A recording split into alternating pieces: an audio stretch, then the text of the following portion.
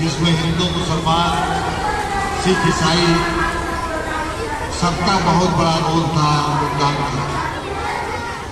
ये मदरसा आज़ादी की लड़ाई में बहुत अहम भूमिका, इसका किरदार बड़े बड़े उलमा कराम, बड़े बड़े हुक्म, बड़े बड़े साहित्यकार इसमें हिस्सा लिए। बड़े बड़े उलमा कराम जो आज इतिहास के पन्ने में उनका नाम नहीं है, उनकी मजारें हैं। जाइए जमा मस्जिद के इलाके में सैकड़ों मैदानें उन उलमा कराम की है जो आज़ादी के जंग में मुल्क के लिए कुर्बान हो गए, और उनका नाम आज भी आज़ादी के पन्नों में इतिहास में नहीं आता। कुछ चंद शख्सियतों का नाम आता है, मौलाना मोहम्मद अली जौहर, मोहम्मद अली और तमाम उलमा जिन्होंने देश के लिए आज़ादी की लड़ाई में बहुत बड़ी हिस्सेदारी किया था। और यही सपना गांधी जी का था, देश में हिंदू मुसलमान सिख ईसाई सब मिलकर के रहे और रहते भी थे। हमारा इनकलाब नारा था अल्लामा इकबाल का, सारे जहां से अच्छा हिंदुस्तान हमारा, हिंदू मुस्लिम सिख ईसाई सब आपस में है भाई भाई। इस नारे पर देश चला।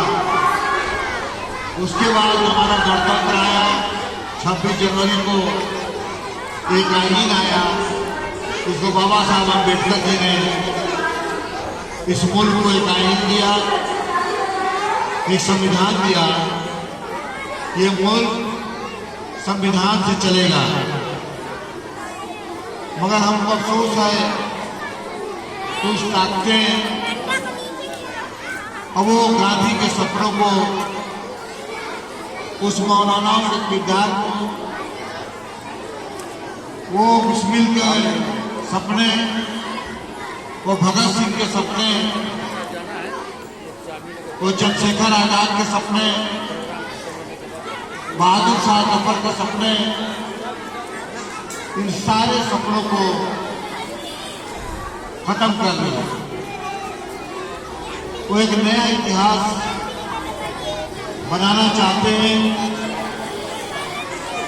और जो पुराने इतिहास को एक तरफा खत्म करना चाहता है। आईन भी उन लोगों का मंसूबा है जो बाबा साहब अम्बेडकर ने इस मुल्क को आईन दिया था, जिसमें हिंदू मुसलमान सिख ईसाई सब बराबर के हिस्सेदार हैं और इस मुल्क के शहरी हैं। इस आईन को बदलने का भी पूरा मंसूबा बना हुआ है। बार बार ये बातें पार्लियामेंट से लेकर विधानसभा तक आती है और इसमें चर्चा होती है, बहस होती है। हमारे कौम के लोग जब कभी भी देश में मुसीबत हुई, चाहे पाकिस्तान के खिलाफ जंग लड़ना पड़ा, चाहे चीन के खिलाफ लड़ना पड़ा, हमारे बहादुर कौम के वफादार सेना के जवानों ने बढ़ चढ़ करके हिस्सा लिया और मुल्क के वफा के लिए और दफा के लिए अपनी जान को भी कुर्बान कर दिया। वो इतिहास के पन्ने में चाहे वीर अब्दुल हमीद हो, चाहे ब्रिगेडियर सुपान हो, चाहे बहुत सारे लोग जिनका नाम है उन्होंने कुर्बानियां दिया। कारगिल की लड़ाई में भी सबसे ज्यादा मुसलमानों ने कुर्बानी दिया था इस मुल्क के हिफाजत के लिए। उसके बाद भी हमारे पर शक किया जाता है, हमको दो दर्जे का नागरिक समझने का पूरा काम हो रहा है। आज अफसोस के साथ कहना पड़ता है, हमारे मकबरे, हमारे जो इबादत गाहें आज महफूज नहीं है। कोई सिलसिला आदमी बोल के राशि के नीचे तस्वीर नहीं है। सरकार भी उनकी मदद करेगी और इस पर बुलडोजर चलाने का भी इंतजाम हो जाएगा। अभी 4 दिन पहले फतेहपुर में देखा आपने सोशल मीडिया पर भी देखा होगा, 300 साल पुराना मकबरा,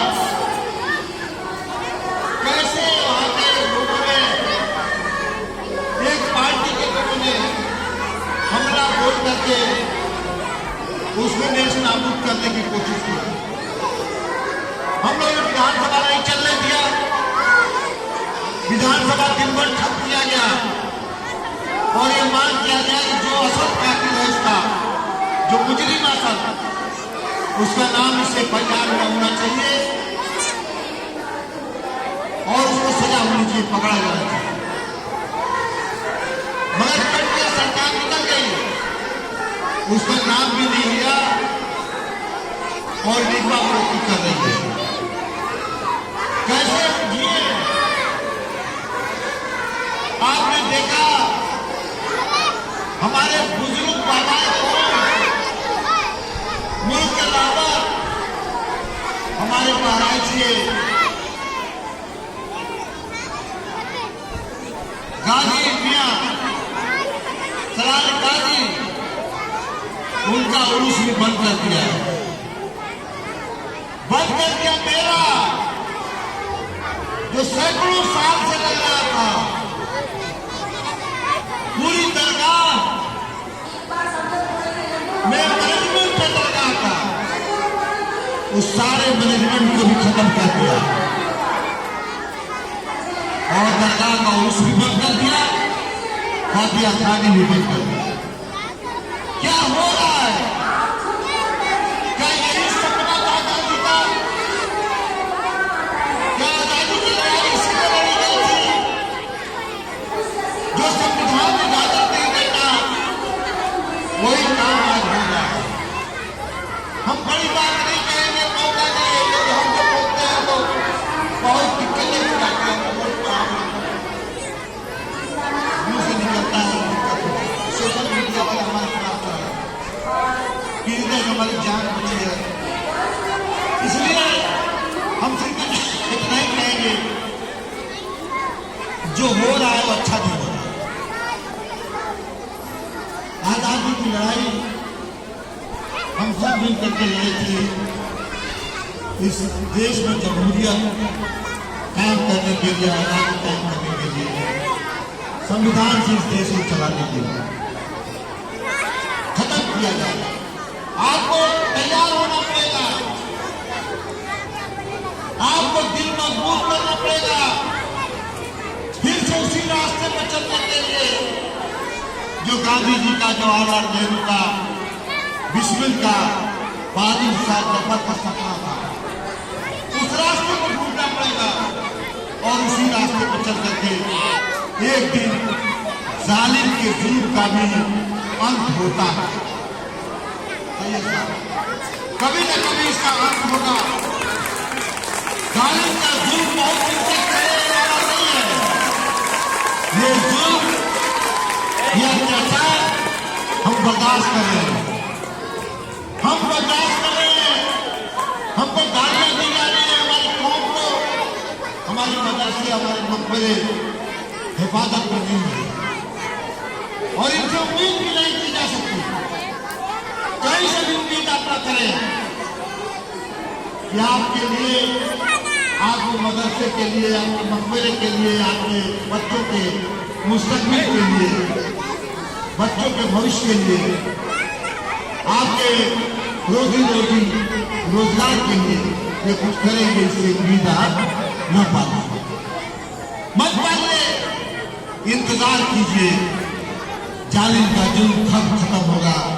2027 का इंतजार कीजिए, बदले की तस्वीर इंशाअल्लाह ताला और फिर से निजाम में वही आएगा जिसको गांधी ने सपना, जो जवाहरलाल नेहरू बहादुर शाह जफर का सपना था, वो आएगा निजाम। और फिर से हिंदू मुसलमान सिख ईसाई सब मिलकर के इस देश में रहेंगे और फिर से वही तराना होगा, सारे जहां से अच्छा हिंदुस्तान हमारा, हम भूल भूले हैं इसकी, ये मुल्क का हमारा, फिर से तराना हर गली शहर में गाया जाएगा। इंतजार कीजिए 2027 का।